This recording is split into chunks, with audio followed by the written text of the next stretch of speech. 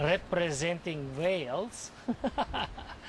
Lived in Australia, born in somewhere over there, lives in the States, trains over here. Who do you race for? Well, you know, I'm very cosmopolitan. Obviously I race for my Union Jack, Great Britain, and I've come to love America and Americans, so... Sound like American now. Yeah, I'm really working on the accent. Yeah. Yeah, that and Australian, it's a good combo. Yeah. So, yeah, I always go back to see mum and dad who are still in Australia and all the rest of my family who live in the UK, so, you know, got a few home bases if you like. Representing K-Swiss. Yeah, K-Swiss have been a great sponsor of mine for the last few years, and they've been great. They're making a great product, actually a few products now.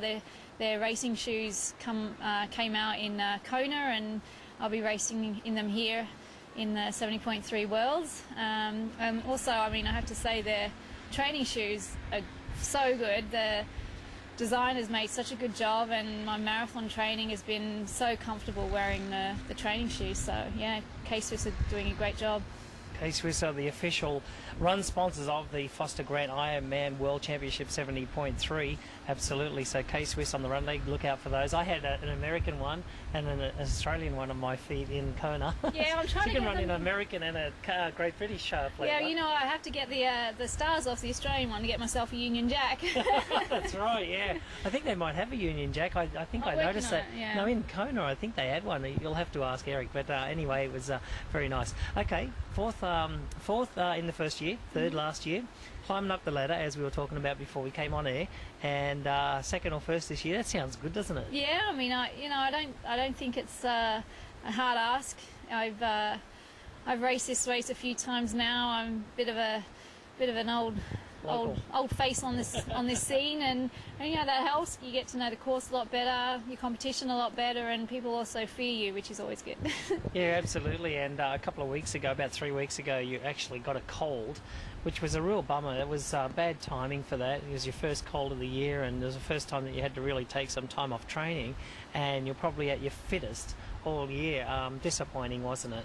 Yeah, you know, I train myself in the ground for Kona, and I think a lot of people do, and you get to that point where your immune just kind of gives up on you, and anything going around is something you'll catch. I mean, it's hard to wrap yourself in cotton wool when you're in the elements all the time training, and I think I just got something going around that was in San Francisco. A lot of my friends over there had something, and I thought I might have missed it, but sure enough, a few days into getting into Kona, I came down with something, and on race day, you know, I thought, you know, I'll be all right. I've had a few, you know, tablets that'll, you know, see me through the race. That, you know, cold tablets, the legal ones. But I think at mile 60 on the bike, they ran out, and that was it. I really couldn't breathe or do anything to stop this momentum of the cold taking over. Ran out at a good time anyway. You know, it's just a nice little warm up for this race. Yeah, I mean, that's a fortunate thing in a way, is that I've been able to... Last year I couldn't train for this race specifically because I came off Kona and it totally messed me around, and I was even at a point coming into this race where I didn't think I could actually do it because I think I was still sore like 2 or 3 weeks after Kona, and this year I haven't got that in my legs, so I got straight back into training once I could with my cold, and I think I've trained really well for this competition this year, so I'm really happy about that in a way. So awesome. It's going to be a great competition on the weekend. You know, Becky Lavelle, Julie Dibbins, we've talked about all these girls, Joanna Zeiger, you know, yourself, Pip Taylor. There's a lot of great swimmers here. You know, that's going to be such a great race early on, and then you've got Marinda Carfrey coming from way back. So, you know, the pace is going to be on the swimming, especially the bike. Put some time in the bank, you know, possibly to hold off or starve off those runners.